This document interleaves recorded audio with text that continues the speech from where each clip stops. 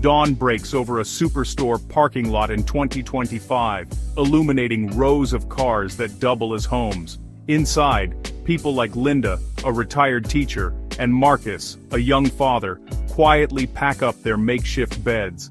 This is the new face of American homelessness: hidden, organized, and working. No tents or cardboard signs, just families and workers blending into the daily rush. They shower at gyms, head to jobs, and keep the country running, all while living out of their vehicles.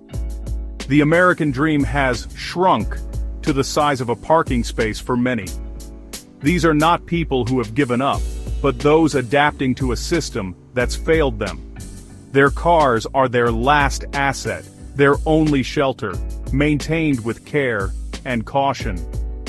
They move constantly, avoiding attention, living by unwritten rules. As the sun rises, they disappear into the crowd, their struggle invisible but ever present. This is the contradiction: a nation of wealth, yet millions without a place to call home. The crisis boils down to a simple equation: rent has skyrocketed, wages have not. Once, a full-time job meant you could afford a home.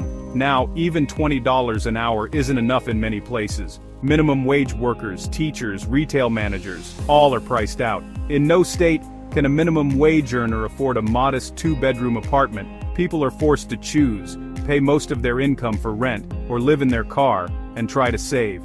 My car payment is $300, insurance $150. Rent was $800, says a former daycare worker. Living in my car was the only way to survive. These are the fully employed poor, the backbone of the service economy, yet unable to afford basic shelter. The gap between wages and housing is now a chasm, trapping millions. Parking lots have become the new suburbs for America's working class. This is not a failure of individuals, but of the system itself. Vehicle life is rarely a sudden choice. It's a slow slide after a crisis. Sarah, a widow and home health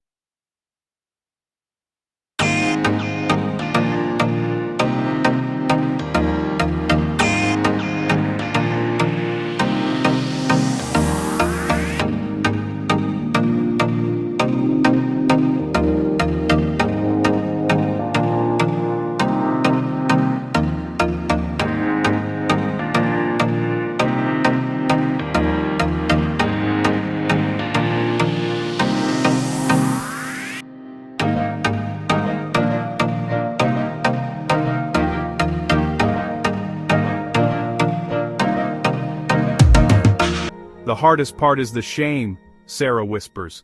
I don't want anyone to see me like this. People grieve the life they lost while navigating a new, harsh reality. The line between housed and unhoused is thinner than we think.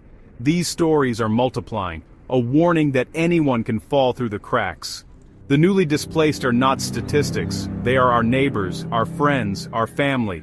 Their resilience is remarkable, but it shouldn't be required just to survive. The system is failing those who did everything right. The vehicle-dwelling crisis is largely invisible. These are the hidden homeless, blending in, parking in neighborhoods and lots, moving constantly to avoid notice. Invisibility offers some safety, but also deep isolation. They go to work and school, clean and presentable, hiding their reality from colleagues and classmates. This ability to pass is a survival tactic, but it means they're left out of official counts and services. Homeless statistics drastically undercount those living in vehicles. If you're not counted, you're not helped. The psychological toll is heavy, constant fear of discovery, isolation, and the stress of never feeling secure. Every decision, where to park, when to move, how to cook, is shaped by the need to stay invisible. They exist in a parallel world, present but unseen. Their lives are a daily balancing act between dignity and survival. They are the ghosts of modern America, hiding in plain sight. Cities responded to visible homelessness with new laws, banning camping, clearing encampments, and criminalizing life on the street. These laws didn't solve homelessness, they pushed people into cars, making them less visible but more isolated. A car became a legal loophole, private, mobile, and harder to police. The result? More people living in vehicles, cut off from support networks and services. Laws vary wildly from city to city, forcing constant movement and uncertainty. The intent was order, but the effect is chaos and fear for those with nowhere else to go. The problem is swept out of sight, not solved. For many, their only crime is being unable to afford rent. Enter the middle homeless, working and middle-class people with jobs, bank accounts, and responsibilities, but no home. They're teachers, baristas, warehouse workers, people you see every day. The gap between wages and rent has become a canyon. They use gyms for showers, coffee shops for Wi-Fi, and storage units for belongings. Living in a car is a rational response to an irrational market. The old promise, a steady job means a stable life, is broken.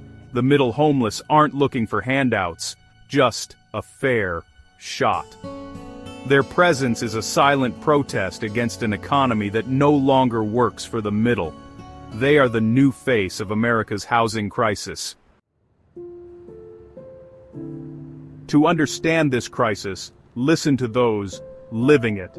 You learn to be a ghost, says Maria, who's lived in her van for a year. It's a full-time job just managing your existence. Kevin, who works in a tech company cafeteria, sleeps in his Prius. I serve food to people making $500,000, then sleep in a parking lot.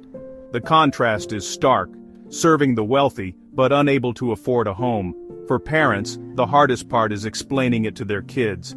My son asked when we can have a house again, says Marcus. I told him we're on a long camping trip. Linda, a retired teacher. I did everything right. My Social Security doesn't even cover rent. This isn't the American dream. These voices reveal the emotional cost. Shame, fear, and quiet desperation.